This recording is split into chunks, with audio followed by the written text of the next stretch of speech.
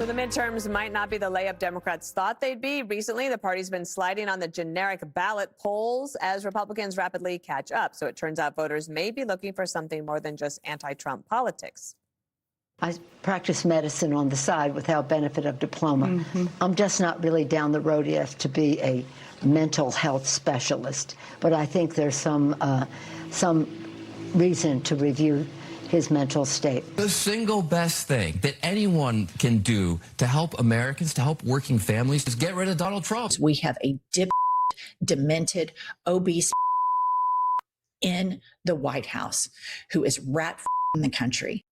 Wow, the wine mom got in on it early. Okay, Jessica, let me go to you first because I know you probably take a look at the generic ballot. But when we got the topics today, I was a little confused because this morning in the Washington Post, Henry Olsen said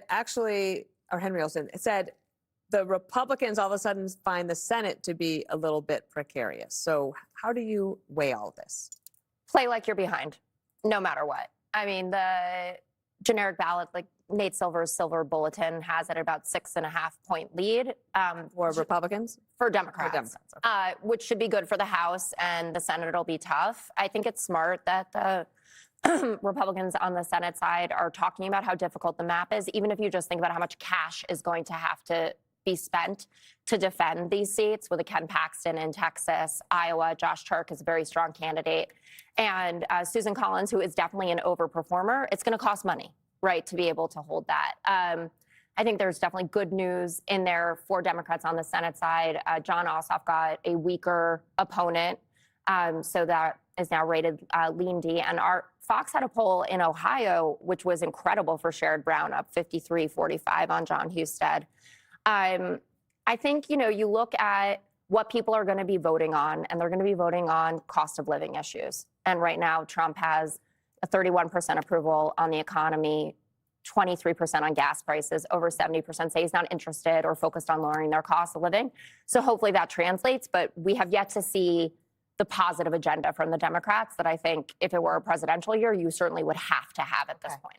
Kennedy, do you think any of these far left candidates like Plattner and Tallarico are bringing the Democrats down a little bit because there's so much attention on them? Yes, I do. And they are there because there's been such a dearth of ideas from mainstream Democrats because they have leaned so hard into the anti-Trump message. And I'm like, please, for the love of God, can some of the rational Democrats return to the conversation and come up with a digestible list of ideas? So, people who are independent, people who are, sick of their economic state can at least point to something and go, maybe these guys will help us. But they're not. And then we're left with communists. They're not democratic socialists. They literally want to take over the means of production and run cities into the ground. And now they want to take the Senate and follow Bernie Sanders' lead. It's incredibly dangerous, but it's also incredibly lazy. And all they've had to fall back on is, the Seth Moultons of the world, our almost president. He really,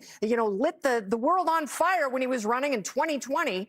But he's saying things like, we just need to get rid of Trump. Well, what does that mean? He's termed out. He's not going to run in 2020.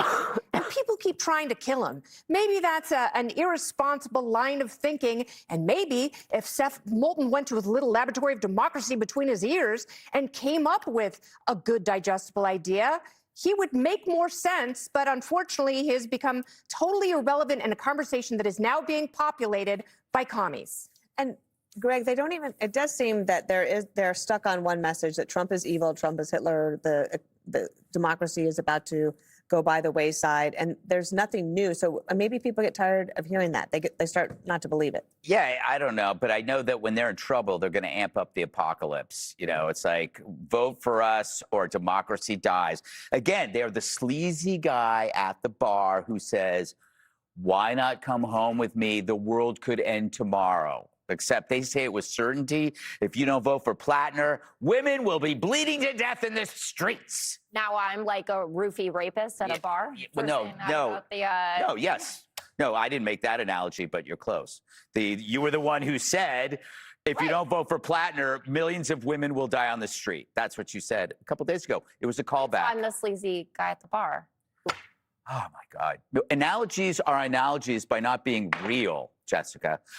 this mental fitness thing, the only way for the Pelosi's of the world to talk about Trump's mental fitness is to convince the people that they're talking to that they are mentally damaged themselves. They got to make you crazy to believe that Trump is crazy. They have gaslit their constituents to a point that they have forgotten. They have forgotten that these are the people that lied to you for 4 years about Joe Biden, and that actually Trump is the one who's mentally unfit. This is why, when you look at the data, so many liberals are mentally unwell. Jessica, you are mentally healthy, but I worry about you sometimes. I really worry about you, because the only way, again, that you can accept terrible policies is to claim the other option is the end of the world. And if you keep thinking that the end of the world is coming unless you vote for a Nazi, your head is going to be just a calamity of suffering. And the I'm going to actual, keep doing the this. fundamentals of the economy, if you look at the statistics, it's like, why are people in a bad mood, right? The unemployment is at a rate that is relatively low for the country. That gas prices are starting to come down, and that looks like the trajectory is holding. We just had this huge IPO, the stock market's up, and yet people on the left in particular tell pollsters that they're in a terrible mood and they hate the country. Well, that's why the Democrats are mad we won the war, because now prices are going to come down and they can't run on affordability. And what are they going to say about affordability anyway? Remember how great things were when we had power last year? I mean, you guys spent so much money that, like, gas was $5 a gallon. Inflation was 9%. You guys let so many illegals into this country. Rent went up 30%. Crime was at an all-time high. Democrats aren't even proud of being Democrats. You ask a Democrat, you're like, no, I'm an independent. I'm not really a Democrat. I'm a Democrat socialist. Right. It's like, they're like, no. And like in high school, you call someone a Democrat, it's like a slur. Teachers are like, hey, watch it. You can't say that. I don't know. You guys aren't proud of Biden. You're not proud of Kamala. Who's your guy? Schumer? Is it Hakeem Jeffries? These are the horses you guys are going to ride into battle? Jessica, you guys are ridiculous. You keep on saying this guy's demented. You guys are getting smoked by dementia. He's taken all your pieces off the board. USAID, SPLC, the illegals, the trans, the DEI. Name something. He just knocked it away.